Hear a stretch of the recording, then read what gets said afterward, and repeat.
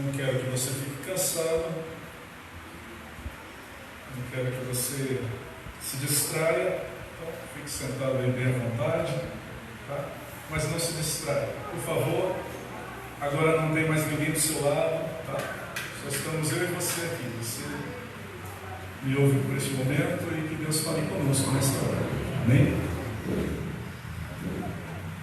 Irmãos, nós vamos fazer uma leitura na carta de Paulo aos Colossenses. Pode abrir a sua Bíblia em Colossenses. A carta de Paulo aos Colossenses foi escrita pelo próprio apóstolo Paulo. Isso é consenso. E Paulo escreveu essa carta da prisão, provavelmente da prisão em Roma. Paulo provavelmente estava preso em Roma quando ele escreveu essa carta. Paulo foi visitado por Epáfras. Epáfras foi o fundador da igreja de Colossos e era o pastor da igreja na cidade de Colossos. O irmão Epáfras era então o pastor daquela igreja, daquela cidade. Era o bispo daquela cidade. Epáfras provavelmente, nós não sabemos ao certo, mas provavelmente ouviu a palavra, a mensagem do Evangelho pelo ministério de Paulo e seus companheiros. Paulo esteve ali na região pregando em Éfeso, em toda a região ali. Epáfras se converte ao Evangelho e vai então para Colossos, sua cidade, o que parece ser sua cidade, e lá ele planta a igreja, ele prega o Evangelho, planta esta igreja nasce e esta igreja cresce. A cidade de Colossos, pode manter a sua Bíblia aberta aí, tá? Não se distraia, mas olha aqui para mim, depois eu vou falar o capítulo e o versículo, mas mantenha a sua Bíblia aberta aí em Colossenses. A cidade de Colossos havia sido uma cidade grande, havia sido uma cidade muito importante no passado. Foi uma cidade que cresceu bastante, teve muita importância naquela região. Mas com o crescimento das outras cidades ali próximas, a cidade de Colossos começou a declinar e começou a perder a sua importância. Já não era mais uma cidade tão importante e nem tão destacada naquela região na época de Paulo. Talvez a cidade de menos importância ou de menor importância nos dias de Paulo. E lá nasceu esta igreja plantada pelo irmão Epáfras. Epáfras foi então líder desta igreja. E agora, quando Paulo está preso em Roma, Epáfras vai até Roma e compartilha com Paulo algumas de suas preocupações com a igreja de Colossos. Epáfras abre o seu coração para o apóstolo Paulo e conta para Paulo as coisas boas que estavam acontecendo na igreja de Colossos e também as coisas ruins que estavam acontecendo na igreja de Colossos.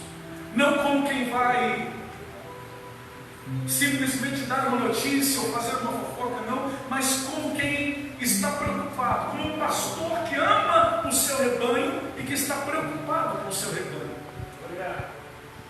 E ele conversa com o apóstolo Paulo e fala de algumas dificuldades, uma vez que a igreja se reunia nas casas dos irmãos e a igreja crescia, reunindo-se nas casas.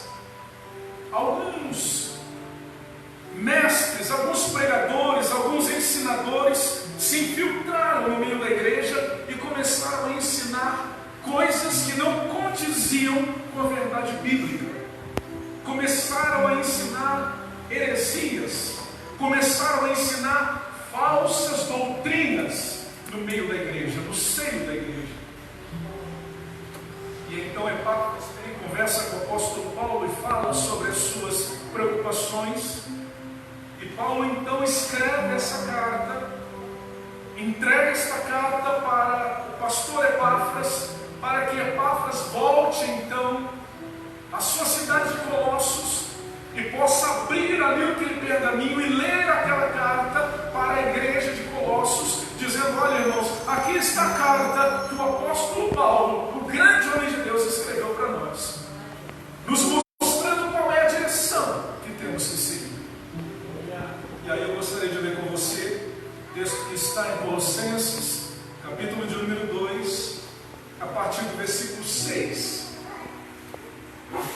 Colossenses capítulo 2, a partir do versículo 6.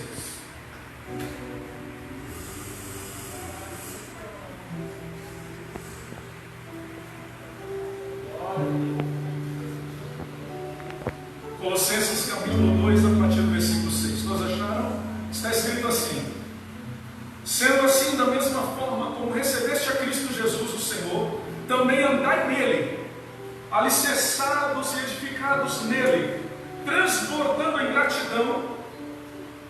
Tende muito cuidado para que ninguém vos escravize a vãs e enganosas filosofias que se baseiam nas tradições humanas e na falsa religiosidade deste mundo, e não em Cristo. Pois somente em Cristo habita corporalmente toda a plenitude de Deus. Assim como em Cristo estáis aperfeiçoados, Ele é o cabeça de todo poder e autoridade.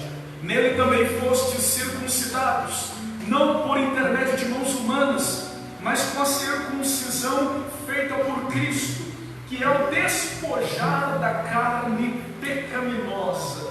Isso aconteceu quando fostes sepultados com Ele no batismo, e com Ele fostes circuncidados mediante a fé no poder de Deus, que o ressuscitou dentre os mortos. E a vós outros que estáveis mortos pelas vossas transgressões e pela incircuncisão da vossa carne, vos deu vida juntamente com Ele, perdoando todos os nossos pecados.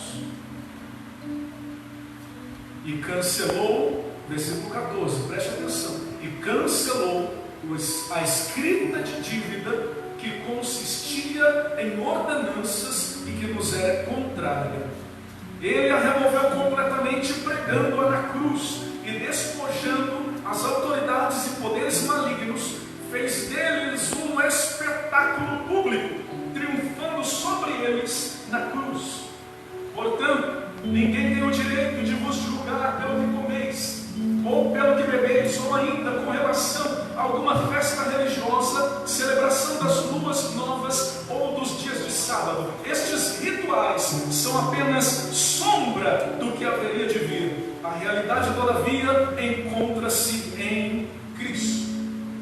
Não aceiteis que ninguém seja árbitro contra vós, fingindo humildade ou culto a anjos, fundamentando-se em visões, ostentando a inútil arrogância do conhecimento carnal. Trata-se, pois, de uma pessoa que não está unida à cabeça, no caso que é Cristo, a partir da qual todo o corpo, sustentado e unido por seus ligamentos e juntas, efetua o crescimento concedido por Deus.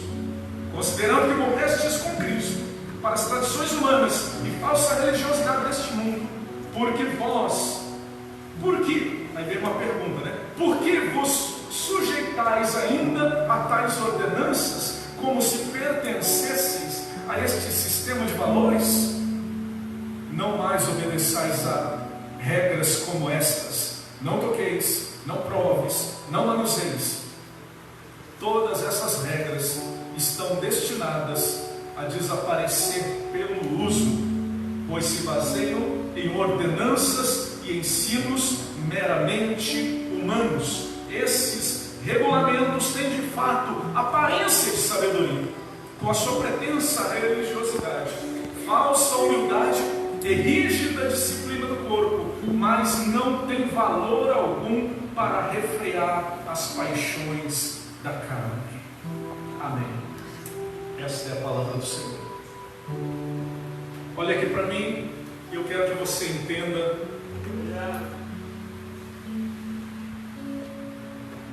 o que eu quero comunicar ao seu coração nesta noite. Em 1517, Martinho Lutero, que era um padre da ordem agostiniana, deparando-se com os ensinos da Escritura, uma vez que ele se tornou mestre e doutor, e era professor de teologia, estudando a Bíblia e o Novo Testamento, deparou-se com a verdade de que a salvação é pela graça, mediante a fé, e pela fé somos justificados por Deus e perdoados de todos os nossos pecados, e somente assim encontramos paz com Deus. Martinho Lutero se levanta então para pregar contra os ensinos católicos, mesmo sendo ele um padre católico. E ele começa a pregar que aquilo não está certo, porque naquela ocasião a igreja estava vendendo o perdão de pecados. Se você der uma olhada na história geral, na história mundial, na história que nós temos, a história conhecida como história geral, você vai ver que na Idade Média a igreja fez isso. A igreja vendeu o perdão dos pecados. Homens imbuídos, que carregavam a autoridade da igreja, que carregavam em si a autorização da igreja instituída, a autoridade da igreja instituída, pregavam e ensinavam que deveria se pagar para obter perdão dos pecados. E aí então vinham aquelas caravanas de padres, de bispos, arcebispos, e alguns para determinados lugares chegavam e anunciavam que estavam ali para vender indulgências. Se você quisesse o perdão dos seus pecados, você tinha então que pagar. E quanto maior o valor, maior o perdão que você obtinha, perdão de mais pecados, você podia pagar pelo perdão dos pecados cometidos e até pelo perdão dos pecados futuros. Parece ser um absurdo isso, não é? Mas o caso era tão sério, olha aqui para mim, entenda uma coisa. O caso era tão sério que uma dada ocasião, um desses indivíduos, que inclusive foi um daqueles contra quem Martinho Lutero muito falou e muito pregou e muito Martinho Lutero combateu, Tetzel, ele pregou muito isso, e em uma dada ocasião ele chegou a dizer que se você pagasse, você poderia obter perdão do pecado que você ainda ia cometer. Alguém em determinado lugar, em determinada cidade, chegou para ele e falou assim: eu posso pagar pelo pecado que eu vou cometer? Pode. Posso comprar o perdão do pecado que eu vou cometer? Pode. Então eu quero comprar o perdão pelo pecado do roubo. Bom, o pecado do roubo é meio caro. Quanto é? Não, ele pagou. Mas eu não cometi ainda, eu vou cometer. Não, está aqui. E eles davam um documento dizendo que você estava perdoado. Deu o documento assinado para ele, ele ainda não tinha cometido o pecado do roubo, mas ele já pagou pelo perdão do pecado do roubo. E aquele líder católico fez aquela coleta de ofertas, né, de compra de dinheiro, na verdade aquela coleta de dinheiro, né, de compra de perdão, e levava muito dinheiro embora para Roma. E na sua viagem de volta, quando ele saiu com toda aquela grande quantia de dinheiro, no meio do caminho, no meio da estrada, ele é abordado por alguém que rouba ali todo o dinheiro. Quem que era? O indivíduo que comprou o perdão do pecado do roubo. E aí o líder católico olha e diz: mas você está me roubando? Já estou perdoado. Parece brincadeira, mas foi verdade, irmãos. Esse tipo de coisa acontecia. Martinho Lutero se levanta então e escreve aquelas 95 teses contra a venda das indulgências. E no dia 31 de outubro ele fixou aquelas 95 teses na porta da igreja de Wittenberg, onde ele ministrava, onde ele trabalhava como padre. A porta da igreja era como jornal principal, como jornal de, como é que fala aí, jornal de domingo, não sei, de hora oficial, talvez o jornal da televisão lá, principal da noite, era a porta da igreja. Todo mundo ia lá para ver as notícias, na época não tinha TV, não é? E lá ele afixou as 95 teses contra a venda das indulgências. Ali irrompeu aquilo que nós chamamos de reforma protestante. Houve muita briga, muita discussão, houve muito problema. Muitas pessoas morreram por causa desta briga, mas graças a Deus nós estamos livres deste jugo e desta mentira. Por que eu estou dizendo isso? Porque essa reforma protestante que rompeu com Martinho Lutero, embora Martinho Lutero fixou na porta da igreja de Wittenberg 95 teses contra a venda de indulgências, foi contra a venda do perdão dos pecados, mas essa reforma que começou ali e depois estendeu-se por toda a Europa e depois alcançou todo o resto do mundo, essa reforma que teve grandes homens liderando como João Calvino, John Knox e tantos outros, homens que Deus levantou para pregar, para proclamar o Evangelho, esta reforma protestante que mudou a cosmovisão da religiosidade do que é ser cristão, que abriu os nossos olhos para enxergar que o que a Bíblia diz não era aquilo que estavam ensinando, afinal ninguém podia ter a Bíblia na mão, e de repente então aqueles homens começam a traduzir a Bíblia para o povo poder ler a Bíblia. Essa reforma, ela tinha 5 bases, 5 pontos principais, que eram bases. Primeiro ponto, só a Escritura, somente a Escritura é a autoridade de fé e de prática para hoje. Somente a Escritura direciona o caminho que a igreja deve seguir. Segundo ponto, somente Cristo deve ser pregado, somente nele se deve crer para a salvação. Somente Ele é o caminho, a verdade e a vida. Ele é o único mediador entre Deus e os homens. Terceiro ponto, somente a graça. Somente somos salvos pela graça de Deus. O homem é salvo por graça, não porque merece, mas porque Deus estende o seu favor a nós, mesmo não merecendo nós. Quarto ponto, somente a fé. A salvação é pela graça, mas é mediante a fé, como diz a Escritura. Devemos crer em Cristo, e somente por meio da fé. Pela fé somos justificados diante de Deus. Pela fé somos declarados justos diante de Deus, e os nossos pecados são perdoados. Quinto ponto, somente a Deus seja a glória, somente Deus seja glorificado. Que não sejam glorificados os santos, que não sejam glorificados os anjos, que não sejam exaltados e glorificados os homens, nem líderes religiosos, e nem ser algum que não seja o próprio Deus. Somente Deus deve ser adorado.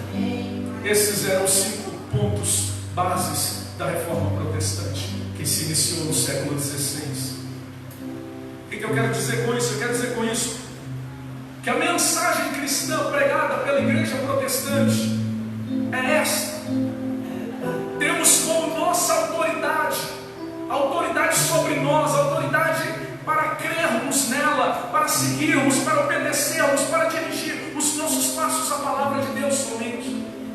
Não é uma igreja instituída, não é uma organização que nos dirige os passos, não. É a Escritura que dirige a nossa vida e que deve dirigir a nossa vida com Deus.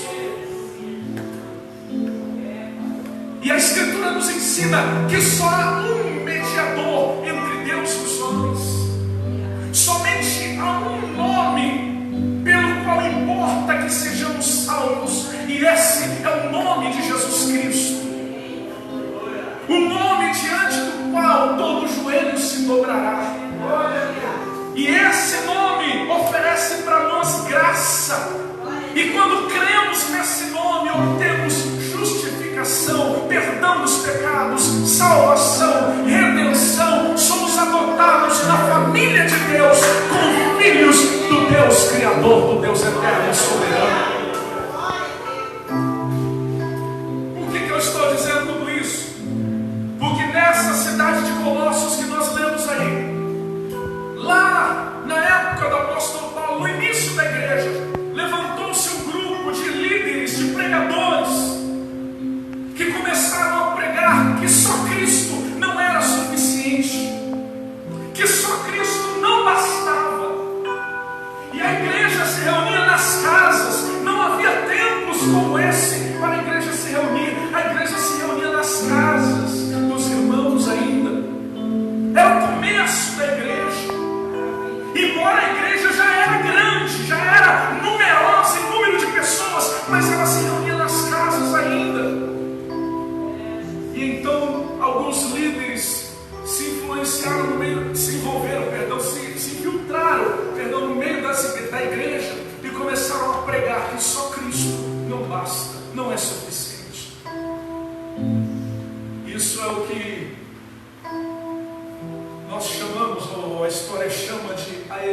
heresia de Colossos. Essa heresia de Colossos é marcada por pelo menos 4 pontos, 4 características básicas dessa heresia que foi pregada, que foi ensinada em Colossos, ali no meio da igreja de Colossos. Essa heresia aqui estava ali para destruir o povo de Deus. Tinha 4 características principais.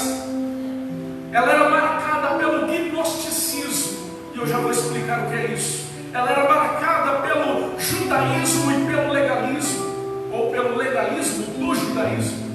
Ela era marcada também pelo ascetismo e também pelo misticismo. Era uma mistura. Eram líderes pessoas que provavelmente vieram do judaísmo, trazendo aquela ideia de legalismo. Temos que obedecer à lei, temos que cumprir os rituais da lei, as ordenanças da lei. Mas essas pessoas haviam sido envolvidas pela filosofia do gnosticismo. O gnosticismo ele é mais antigo um pouco do que o cristianismo. O gnosticismo era uma ideia, uma filosofia que vinha ali dos gregos, que nasceu um pouco antes ali da época da igreja do Novo Testamento. E essa filosofia ensinava um dualismo, uma separação entre o espiritual e o material. Ensinava um dualismo, matéria versus espírito. A matéria é intrinsecamente má, a matéria é imperfeita, a matéria é ruim, pelo simples fato de ser matéria. E o espírito é bom, é perfeito. A perfeição está no mundo das ideias, está no mundo do espírito, no reino espiritual ou no mundo das ideias. Então tudo aquilo que se vê no mundo material é apenas a imperfeição, talvez uma cópia imperfeita daquilo que está no mundo espiritual. É o que se dizia no gnosticismo. Com essa ideia, alguns gnósticos e essa heresia do gnosticismo cresceu muito no meio da igreja primitiva. Foi a primeira grande heresia que aconteceu, ou que invadiu a igreja cristã no seu início, no seu nascedouro. A primeira grande heresia que na verdade quase engoliu, quase destruiu e quase engoliu a igreja de Cristo. Sabe por que isso não aconteceu? Porque Jesus havia dito a Pedro: as portas do inferno não prevalecerão contra a minha igreja. Mas essa heresia quase destruiu a igreja. Essa heresia chegou a ponto de ensinar que a matéria era má, e por ser má a matéria, era impossível que o Deus eterno, ou Cristo, o Messias, que era bom e que vivia no reino espiritual, que era espírito, houvesse se tornado homem. Chegaram ao absurdo de negar a encarnação do nosso Salvador. E é por isso que nós vamos encontrar o apóstolo João também falando contra o gnosticismo na sua primeira carta, e dizendo assim: todo espírito que nega que Jesus Cristo veio em carne, esse não é de Deus, esse é o espírito do anticristo. Essa heresia negava a possibilidade da ressurreição, porque afinal ela partia de um pensamento neoplatônico que dizia que a matéria era má. Então por que Deus teria algum interesse em ressuscitar a matéria que é má? Deus não tinha interesse nisso, segundo eles. Então negavam a possibilidade da ressurreição, negavam que a ressurreição pudesse ser uma possibilidade, ou pelo menos que isso era a vontade de Deus.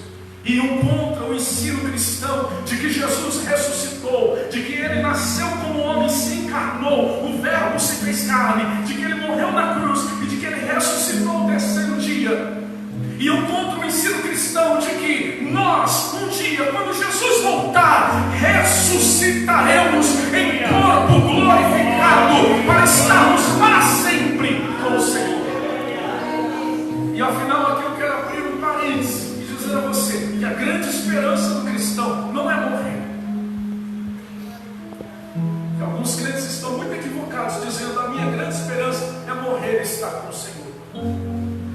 Paulo, quando ele disse para mim seria imensamente melhor morrer, partir e estar com o Senhor, ele estava falando em termos espirituais, mas não dizendo que essa era a sua grande esperança. Não, quando nós lemos as cartas de Paulo, nós vamos perceber que Paulo fala sobre a ressurreição com muita propriedade.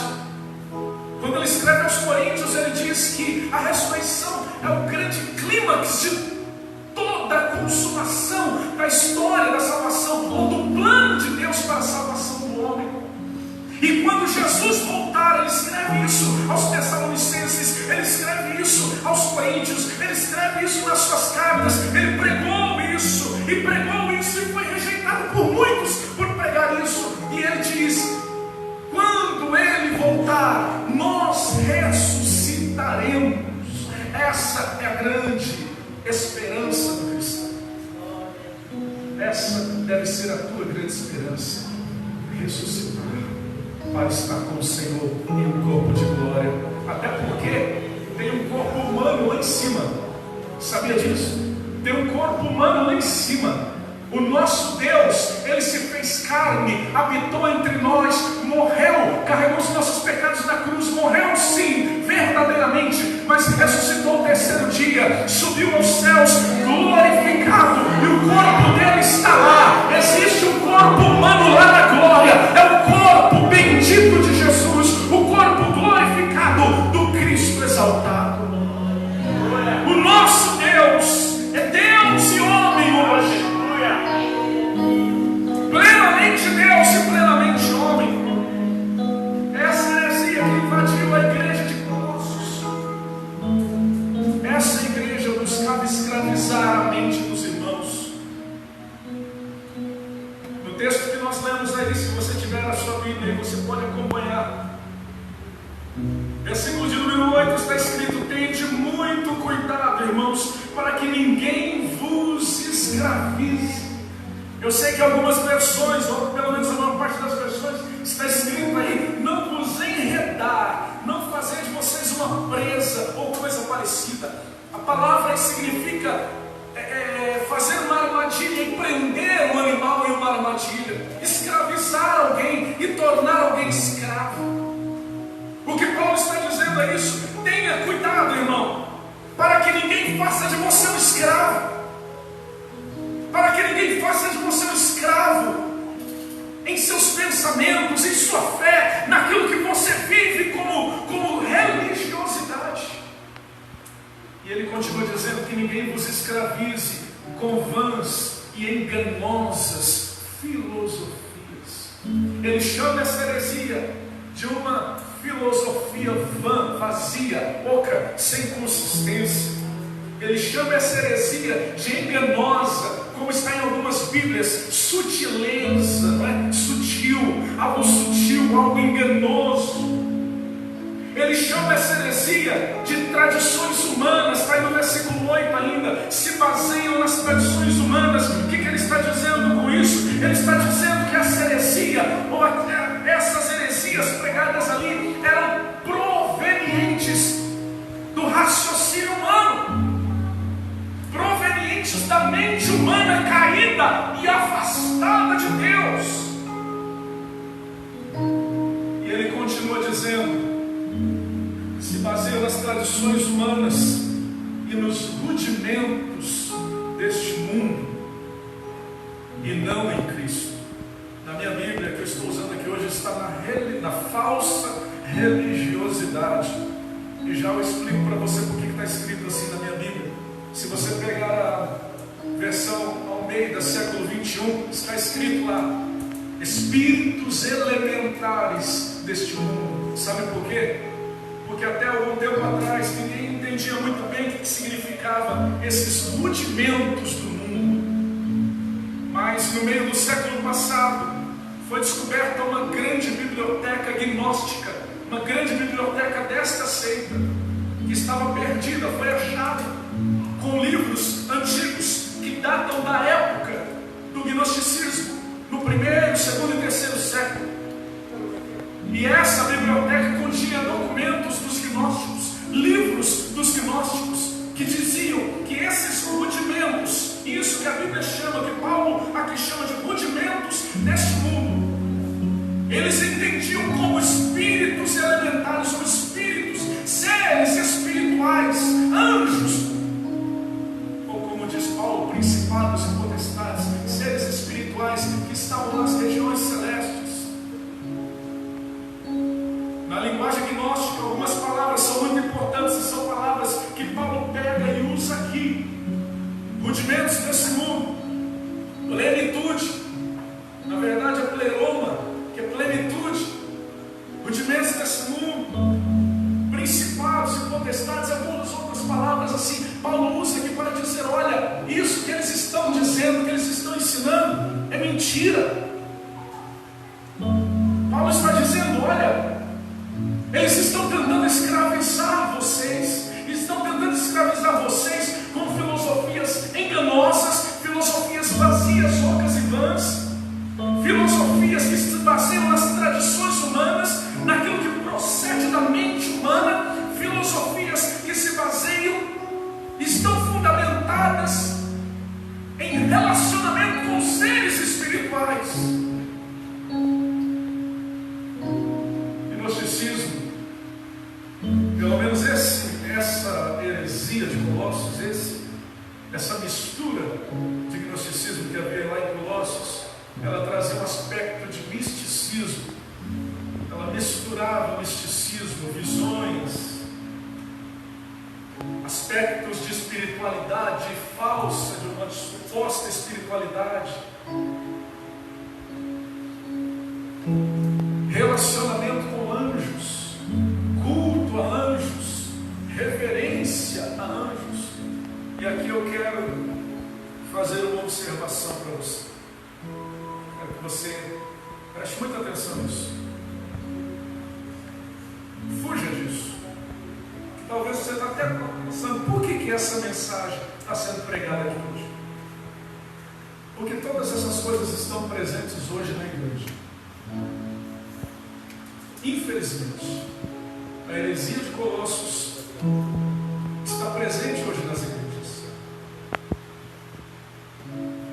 Não são poucas as vezes que nós encontramos irmãos e irmãs que expressam a sua fé, como que dizendo ou falando em termos gnósticos, em termos do dualismo gnóstico. A matéria é mal, o corpo é mal, o espírito é bom. E até se usa a Bíblia para falar isso, né? O espírito está pronto, mas a carne é fraca. A gente usa texto bíblico para falar isso.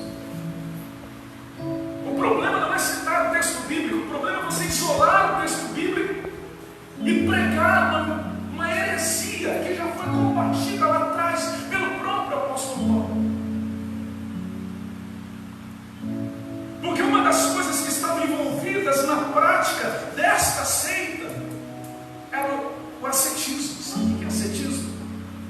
Você não pode comer isso, você tem que se privar das coisas lícitas. Alguns faziam jejuns, inclusive até de água, dias e dias. Alguns se privavam das coisas boas, lícitas e que Deus deixou para serem consumidas, como diz o apóstolo Paulo,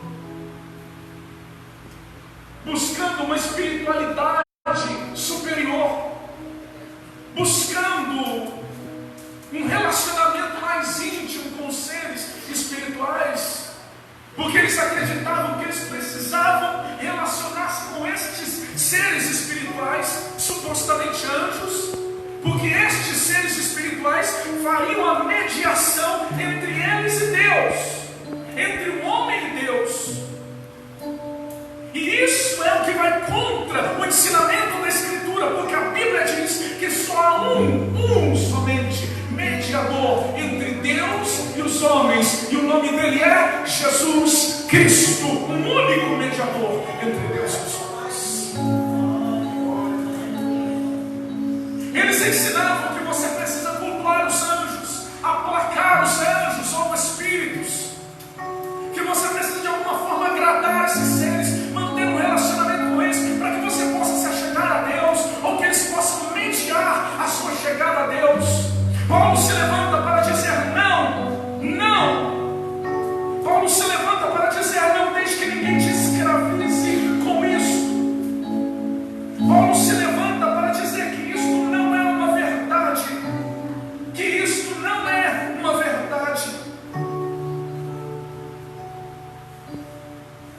Paulo se levanta e diz assim: olha, esta é uma falsa religiosidade. E ele diz assim: está fundamentada nas tradições humanas, nos rudimentos deste mundo e não em Cristo. Diz o versículo 8. Não em Cristo. Se você ler a carta toda de Colossenses, você vai ver que Paulo o tempo todo fala de Cristo. Se você voltar no capítulo 1, no versículo 13 em diante, ele faz uma exposição da suprema pessoa de Cristo, da supremacia de Cristo. Ele diz que ele, Cristo, nos resgatou do poder das trevas e nos transportou, ou pelo melhor, ele, Deus, nos resgatou do poder das trevas e nos transportou para o reino do seu Filho amado, que é Cristo. Em que nós temos a redenção, a plena redenção por meio do seu sangue, temos o perdão dos pecados. E aí ele continua dizendo no versículo 15 que Cristo, ele, Cristo, é a imagem do Deus invisível, o primogênito de toda a criação, e nele foram criadas todas as coisas nos céus e na terra, visíveis e invisíveis, tronos, dominações, governos, poderes, tudo foi criado por ele e para ele. Ele existe antes de tudo que há, e nele todas as coisas subsistem. Versículo 18 do capítulo 1, ele é o cabeça do corpo, que é a igreja, ele é o princípio, o primogênito dos mortos, e a fim de que em absolutamente tudo ele tenha a supremacia, a preeminência.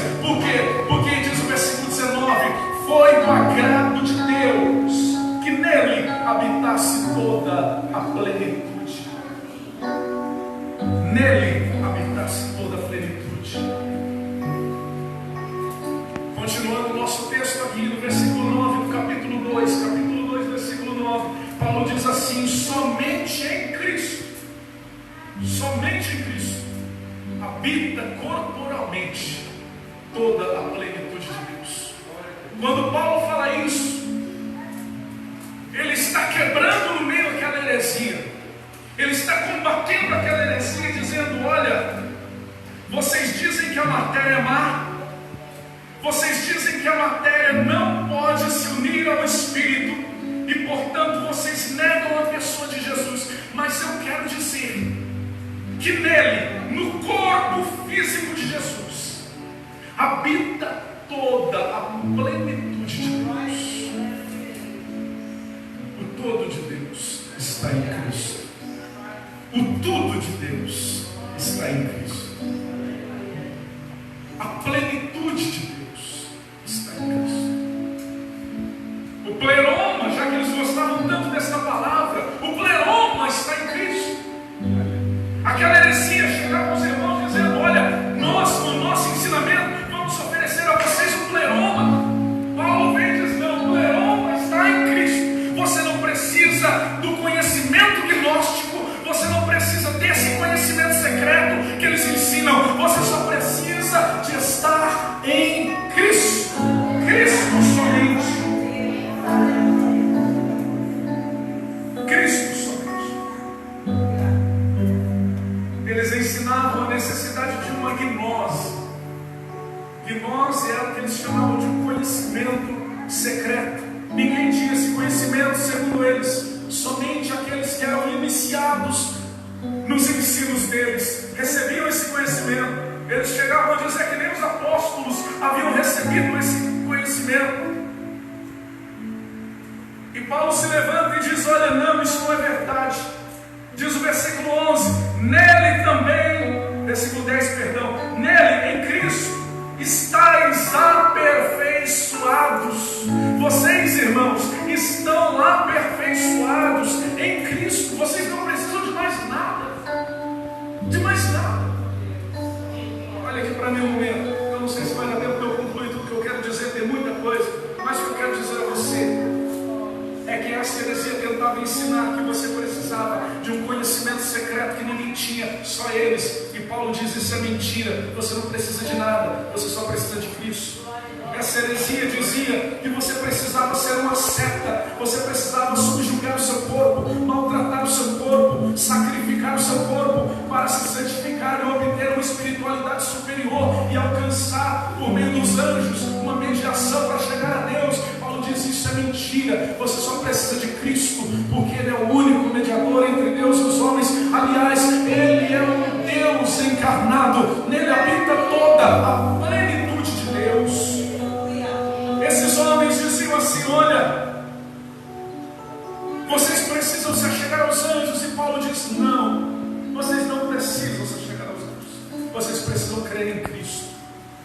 Esses homens diziam: olha, vocês precisam obedecer à lei. Vocês precisam obedecer à lei. Porque um dos aspectos é que esses homens também traziam aquele legalismo judaico. Vocês têm que obedecer à lei, os rituais da lei. E Paulo diz: não, isso não é verdade. Versículo de número 11. Paulo diz: nele, ou seja, em Cristo, também fostes circuncidados. Não por intermédio de mãos humanas, mas com a circuncisão feita por Cristo, no despojar da carne pecaminosa. Isso aconteceu quando fostes sepultados com Ele no batismo, e com Ele fostes ressuscitados mediante a fé no poder de Deus que o ressuscitou dentre os mortos. O judaísmo dizia que você tinha que se circuncidar. Circuncidar. Irmãos, a circuncisão era uma das principais marcas do judaísmo. Você reconhecia um judeu pela circuncisão, por obedecer à ordem de se circuncidar e de circuncidar os seus filhos homens. Você reconhecia o judeu pela observação do calendário judaico. E você reconhecia o judeu pela observação da dieta judaica, por aquilo que ele podia comer e que ele não podia. Então você reconhecia o judeu por aquilo que ele comia ou não comia, por aquilo que ele guardava como festas sagradas e santas, e por aquilo que ele praticava no ato do nascimento da criança, ou quando se convertia ao judaísmo. Circuncisão. A circuncisão era uma espécie de cirurgia que era feita no órgão genital masculino. Era parecida com aquela operação da fimose, alguma coisa assim. E o sumo sacerdote, ele deixava crescer a sua unha no polegar, bem grande, ele afiava bem como se fosse uma navalha, fazia com a própria mão aquela operação na criança.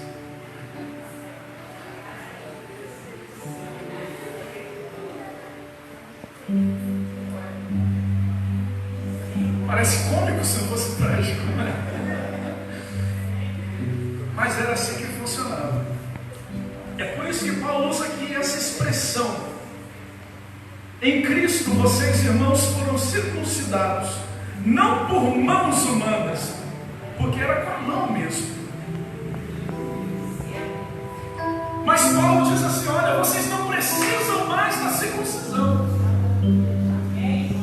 porque em Cristo vocês já foram circuncidados. E quando que isso aconteceu? Versículo 12: quando fostes sepultados com Ele no batismo, e com Ele fostes ressuscitados mediante a fé no poder de Deus. O que Paulo está dizendo é o seguinte: não adianta você circuncidar o seu corpo, você tem que circuncidar o seu coração. E a circuncisão do coração não é feita pela mão de homem, mas é feita pelas mãos do próprio Deus. A Escritura lá no Antigo Testamento já falava isso. Nós encontramos os profetas falando disso, nós encontramos Moisés falando disso, que a circuncisão deveria ser feita no coração. O coração deveria ser circuncidado e não simplesmente o corpo. E aqui o apóstolo Paulo vem dizer a mesma coisa. Irmão, você não é judeu, não precisa se circuncidar, você já foi circuncidado em Cristo. Em Cristo você já é um circuncidado. Seu coração foi circuncidado, seu coração foi transformado. O seu coração já não é de pedra, é um coração transformado pelo poder de Deus.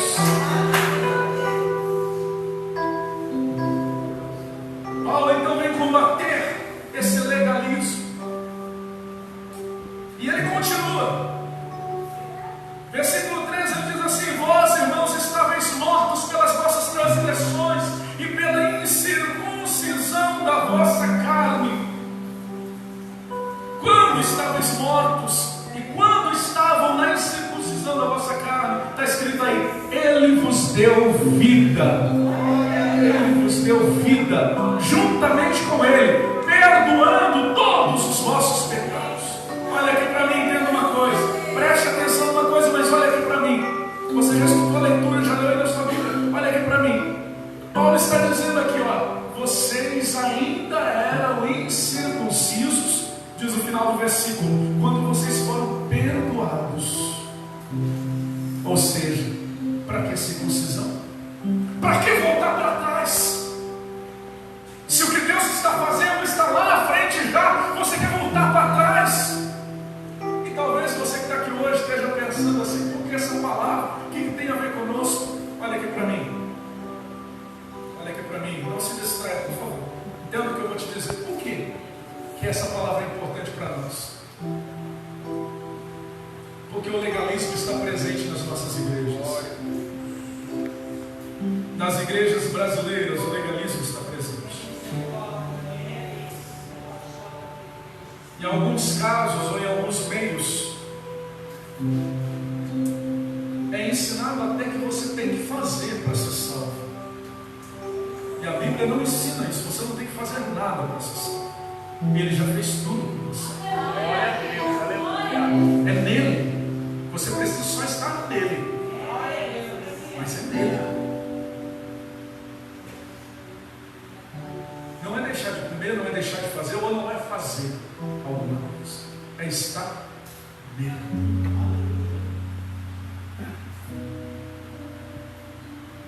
É isso que eu tenho uma expressão do outro pastor e eu vou repeti-la. É uma expressão popular, eu vou repeti-la porque é interessante e aplicável. Quando a esmola Quando a esmola é grande, né? O santo, o cego, né, sei lá, desconfia. Né? É o que dizem por aí. Quando a esmola é grande, o santo desconfia, o cego desconfia. Entenda uma coisa.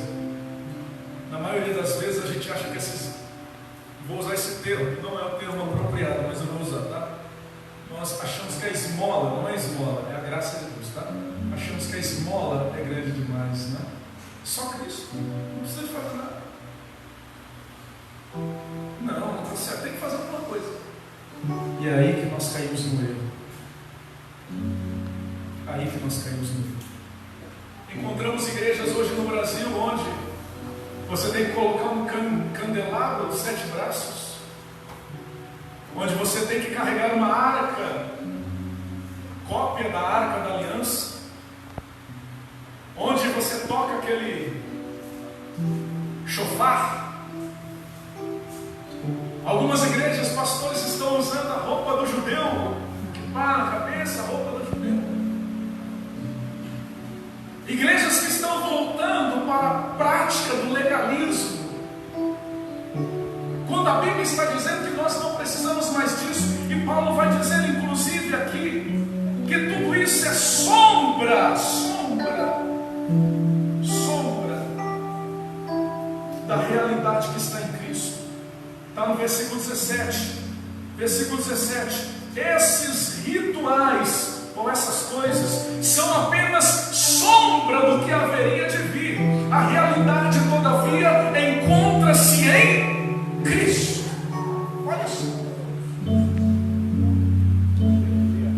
Tem pessoas que acreditam, deixe-me trazer um pouco para a nossa realidade, que você precisa praticar alguma coisa na igreja, talvez não o judaísmo, mas alguma outra coisa. Se eu não fizer desse jeito, se eu não usar terno e gravata, se eu não usar terno e gravata, não está certo.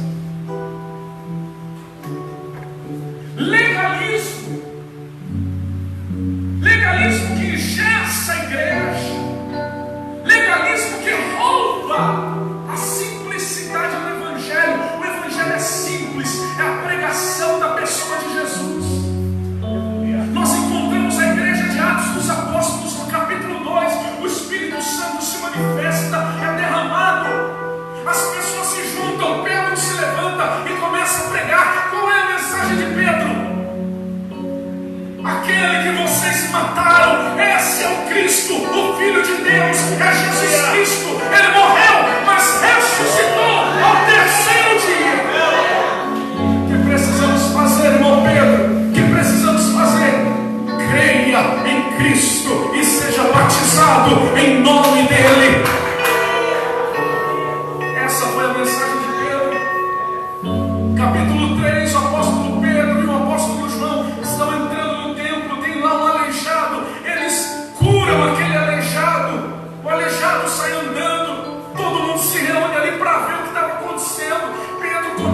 pregar. Qual é a mensagem de Pedro? Jesus Cristo é o Messias. Vocês precisam crer nele. Vocês o mataram, mas ele é o Cristo. Ele é o mediador entre Deus e os homens. Chegamos ao capítulo 8 de Atos. Encontramos a igreja sendo espalhada por causa da perseguição depois da morte de Estevão. Quando ele foi apedrejado, a igreja espalhada. Alguns irmãos vão para uma cidade, outros para outra. Filipe, o diácono Filipe, desce para Samaria. E ele começa a pregar em Samaria. Capítulo 8 de Atos, versículo 5. Felipe lhes pregava a Cristo. Qual era a mensagem que Felipe pregava? Era Cristo. E a Bíblia diz lá no capítulo 8 que milagres aconteciam quando Felipe pregava, porque ele pregava a Cristo, o Cristo ressuscitado. Chegamos no capítulo 10 de Atos. Pedro vai à casa de Cornélio, porque Deus lhe dá uma visão e manda ele ir à casa de Cornélio. Cornélio era um homem gentil, não era judeu. Na verdade era um prosélito judeu. E Pedro vai lá pregar para ele sobre Jesus. A mensagem de Pedro qual é? Vocês precisam crer em Jesus. Ele é o Cristo, ele é o Messias, ele é o Filho de Deus. Chegamos no capítulo 13, agora é o apóstolo Paulo. Paulo está pregando em Antioquia da Psídia. Paulo chega em Antioquia da Psídia e Paulo começa a pregar. O que Paulo prega? O que Paulo prega? Cristo, Jesus Cristo. Esta é a mensagem de Paulo. Chegamos depois ao capítulo 17, encontramos Paulo pregando novamente em Tessalônica. Qual é a mensagem de Paulo em Tessalônica? Cristo, o Cristo crucificado e ressurreto, o Cristo que está vivo. Chegamos ainda ao capítulo 17, um pouco mais na frente, Paulo pregando agora em Atenas. O que ele prega em Atenas? Ele vê muitos altares a muitos deuses e ele prega: olha, vocês têm um altar a um Deus desconhecido. Esse Deus que vocês não conhecem eu quero apresentar. Esse Deus é o Criador de todas as coisas. Ele enviou seu Filho se fez homem, morreu na cruz, carregou os nossos pecados e ressuscitou no terceiro dia. Ele prega Cristo. A mensagem da igreja é Cristo. E o que Paulo está ensinando aqui na carta aos Colossenses é que você não precisa de mais nada, você só precisa estar em Cristo. Você só precisa permanecer nele. Você só precisa crer nele. Aleluia.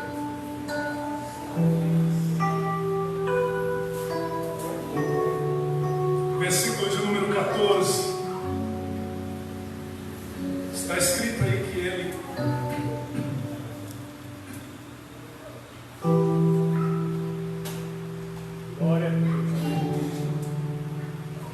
está escrito aí que ele cancelou a escrita de dívida que consistia em ordenanças e que nos era contrária, e ele a removeu completamente, pregando-a na cruz. Olha aqui para mim. Qual era a escrita de dívida? Qual era a escrita de dívida? O que era que nos condenava diante de Deus? O que nos condenava diante de Deus eram aquelas ordens do Antigo Testamento, as leis. Porque afinal, quem nunca transgrediu nenhum mandamento da lei? Quem? Nenhum de nós. Todos transgrediram, todos. O apóstolo Paulo vai dizer na sua carta aos Romanos que todos pecaram e destituídos estão da glória de Deus. Ainda na carta aos Romanos ele diz que não há nenhum justo, nenhum sequer. Todos se fizeram inúteis. Todos se fizeram inúteis. Por quê? Porque todos transgrediram. O documento que nos condenava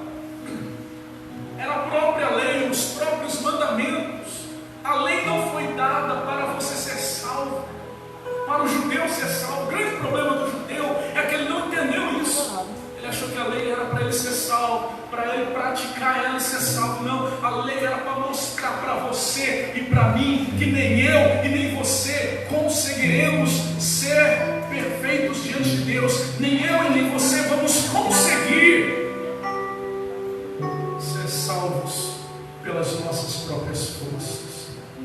A lei foi dada para mostrar a nós o diagnóstico do pecado, para mostrar a você que você está em pecado, que você transgrediu, que você é um pecador, que você não merece a graça de Deus, que você não merece o perdão. A lei foi dada como aio para nos levar a Cristo, entender que nós precisamos dele, porque ele oferece perdão de graça, porque ele oferece justificação de graça, porque ele cancela a nossa dívida, porque ele toma o pecado que é nosso e carrega sobre si na cruz para nos dar direito à salvação.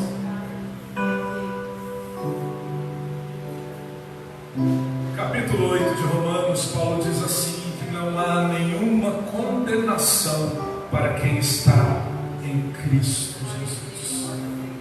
Você não precisa de mais nada, você precisa estar em Cristo somente. Somente Cristo. Nunca se esqueça disso. Somente Cristo. Somente Cristo. Somente Cristo. Uma outra característica dessa mentira que foi pregada ali foi o misticismo, como já foi dito aqui agora há pouco. O culto aos anjos, e Paulo diz isso no versículo de número 18. Não aceiteis, está em versículo 18, não aceiteis que ninguém seja árbitro contra vós, fingindo humildade ou culto aos anjos, fundamentando-se em visões e ostentando a inútil arrogância do conhecimento carnal. Entenda uma coisa, irmãos, entenda uma coisa. Toda religião falsa, toda heresia, toda mentira e toda seita, via de regra, se fundamenta em visões, em misticismo. Dê uma olhada como foi que começou o islamismo. Não. Dê uma olhada como foi que começou a Igreja dos Mormons. Teve uma visão. Vai olhando aí as seitas, você vai ver que cada uma delas que não ensina o que está na Escritura, alguém teve uma visão ou está envolvido de esoterismo ou misticismo. Assim era essa heresia. Assim era essa heresia. E Paulo diz assim, olha, essa heresia é caracterizada por uma humildade falsa. Está aí no versículo 18, fingindo humildade falsa, culto a seres espirituais, a anjos. Vem cá, por favor, olha aqui para mim. Você já viu no meio evangélico? Eu falo isso porque eu já vi muito. Aquela supervalorização de anjos. Já viu? Quem já viu? Sendo sincero, quem já viu? Supervalorização de anjos. Eu tive visão de um anjo. Eu estava lá orando e um anjo apareceu. Já viu isso? Já viu? Tome cuidado, tá? Tome muito cuidado com isso. O que Paulo está dizendo aqui é o seguinte: se você tem acesso a Deus, por que você vai se preocupar com os anjos? Não estou dizendo que não existem anjos e que eles não são importantes no plano de Deus, não. A Bíblia diz inclusive que são ministros de Deus. Porém, o foco do seu relacionamento não são anjos, o foco do seu relacionamento deve ser Cristo. O foco do seu relacionamento deve ser Cristo. Paulo vai nos dizer aqui, nós já lemos, que Cristo é o cabeça, está no versículo de número 10. Ele é o cabeça de todo principado e potestade, de todo poder e autoridade. Esse termo aqui, principado e potestade, ele está falando de seres espirituais, de anjos ou demônios. E ali ele está dizendo que Cristo é o cabeça. Se você tem acesso ao cabeça, por que você vai ficar preocupado com os subordinados? Você tem acesso àquele que é o cabeça.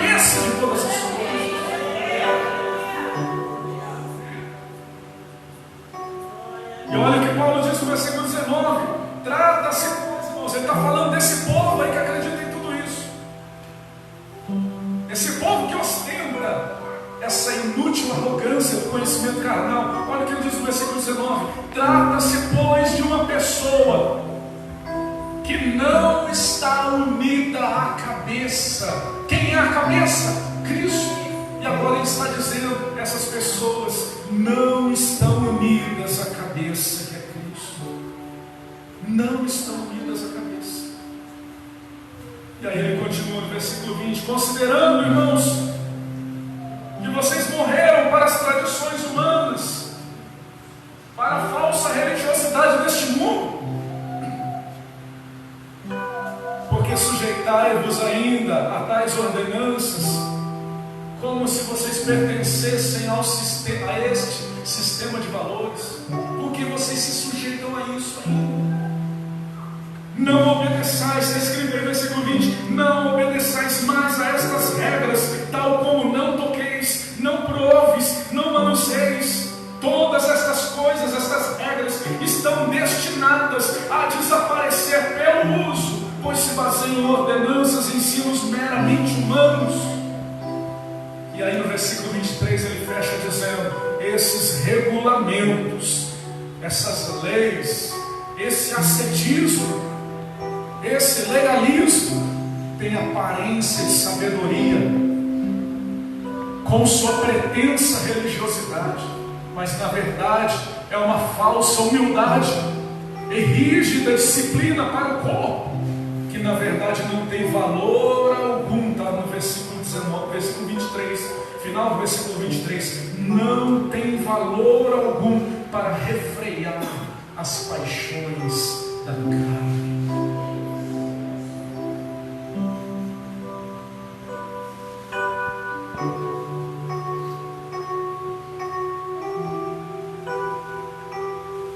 Paulo diz que aqueles que acreditam nestas coisas, versículo 19, não está ligado à cabeça, não está em Cristo.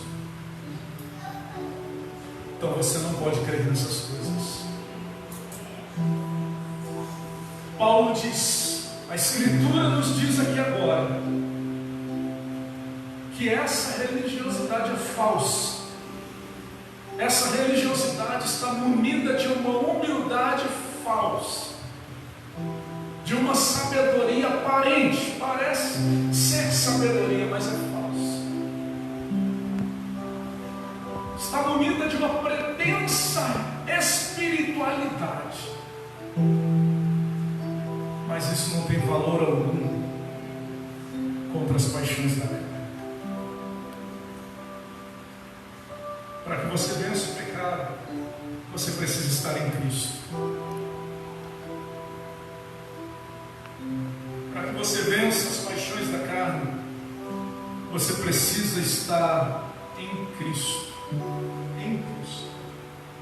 É nele, somente nele, que nós alcançamos a vitória contra o pecado. Porque o Espírito Santo vai guiar os nossos passos. O Espírito Santo vai nos conduzir. E se porventura algum dia você pecar, o apóstolo João diz assim: filhinhos, escrevo isso para que não pequeis. Todavia, se alguém pecar, se algum de vós pecar, temos um advogado junto ao Pai, Jesus Cristo, o justo. Porque ele diz o justo. O que ele está dizendo? Olha, ele é justo, e é a justiça dele que vai ser aplicada a você. Você é justificado, você é declarado justo diante de Deus na pessoa bendita de Jesus. Você precisa estar nele. Com tudo isso, eu quero dizer a você que esta noite é que é Cristo, somente Cristo. Você não precisa de nada mais. Você não precisa de nada mais. Não é Cristo e o paletó. Não é Cristo e a gravata. Não é Cristo e a comida, a determinada comida. Não é Cristo e determinado ritual. Não, é Cristo e somente Cristo. Cristo, somente Cristo. Você precisa crer nele. Você precisa estar nele. Ele é a porta pela qual você entra, a porta da salvação. E ele é o caminho no qual você precisa estar. Eu sou o caminho, disse Jesus. O caminho, a verdade, a vida. Ele é o caminho. Se por um lado você entra pela porta que é Cristo, você precisa também caminhar no caminho que é Cristo. Precisa estar nele e somente nele. Não é Cristo e mais alguma coisa. Não é Cristo e mais aquilo ou isso. Não é Cristo e somente Cristo. Você precisa crer nele, depender dele, confiar nele, esperar nele, descansar nele. Não é Cristo e o lenço ungido. Não é Cristo e a água benta, a água ungida. Não é Cristo e o paletó ungido. Não é Cristo e a transferência de unção. Essas coisas são estranhas ao cristianismo bíblico. É Cristo e somente Cristo. Não é Cristo mais a revelação. É Cristo e somente Cristo. Quando Ele quer falar, Ele fala de forma clara, profunda, direta, porque Ele é Deus. Mas não é Cristo e mais alguma coisa. É Cristo e somente Cristo. É tudo que eu preciso para ser salvo. É tudo que eu preciso para ser redimido. É tudo que eu preciso para encontrar a salvação, ou para estar em salvação. Eu espero que essa palavra encontre lugar no seu coração. E eu espero que essa palavra te ajude a vencer algumas coisas, algumas lutas, alguns dilemas, porque nós temos dilemas na nossa alma. Às vezes nós olhamos para o dilema da nossa alma e às vezes você diz consigo mesmo: eu não consigo, não estou conseguindo, meu Deus, eu não estou conseguindo cumprir aquela regra, então eu não vou ser salvo. Esqueça essa mentira. Você precisa crer em Cristo, descansar nele, estar nele, buscar força nele, porque é ele que vai te ajudar a vencer o pecado. Não é uma regra, não é um regulamento que vai te libertar da presença e do poder do pecado, não. Que liberta o homem do poder do pecado. Graça de Deus na pessoa bendita de Jesus. Eu espero que essa palavra te ajude a vencer os dilemas da sua alma. Te ajude a vencer talvez as lutas que você enfrenta aí no seu coração. E a entender um pouco mais do plano de Deus para as nossas vidas. Vamos orar ao Senhor?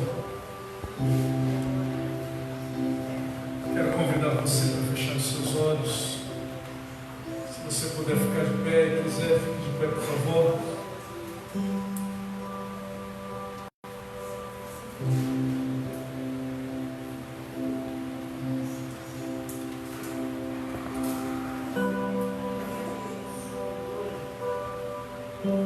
Isso, feche os seus olhos.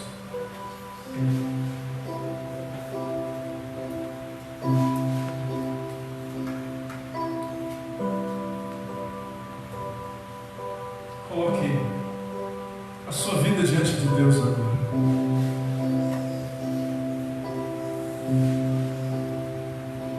Entenda que Jesus é o centro de todo o Evangelho e que sem Ele nós nada podemos fazer. Entenda isso hoje.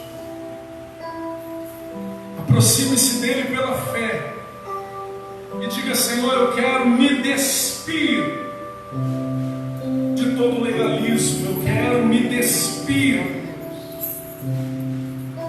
de toda religiosidade, porque a religiosidade é hipócrita.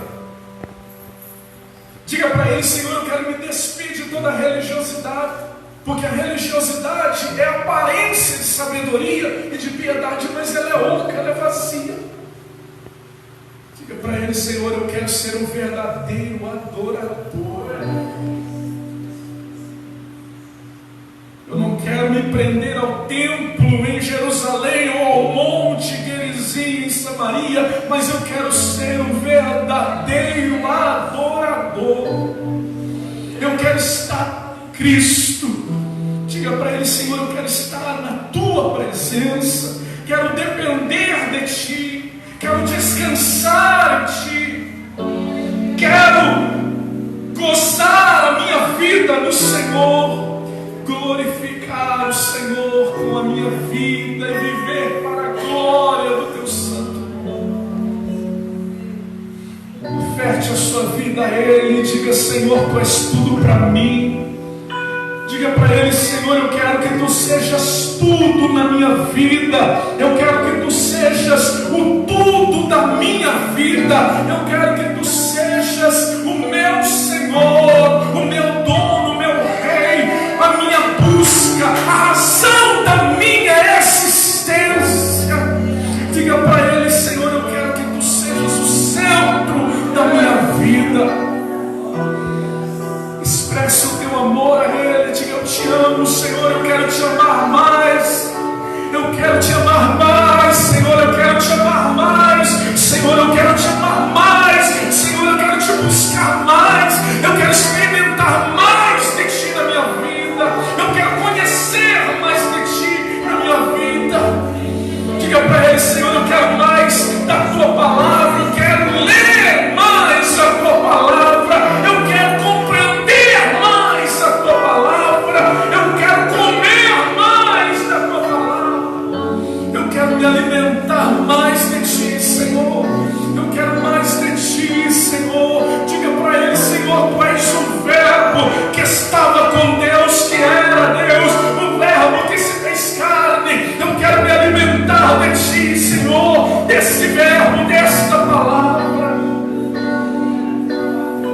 Jesus disse: eu e a minha palavra somos um. Então diga para Ele: Senhor, eu quero conhecer mais da Tua palavra, quero comer da Tua palavra, quero ler a Tua palavra, meditar na Tua palavra de dia e de noite, para ser como árvore plantada junto a ribeiros de água, dar fruto na estação própria, não recear quando vir o calor e a seca, mas estar firme e verde, constantemente firme e verde em Ti, folhagem verde em Ti e frutos bons em Ti.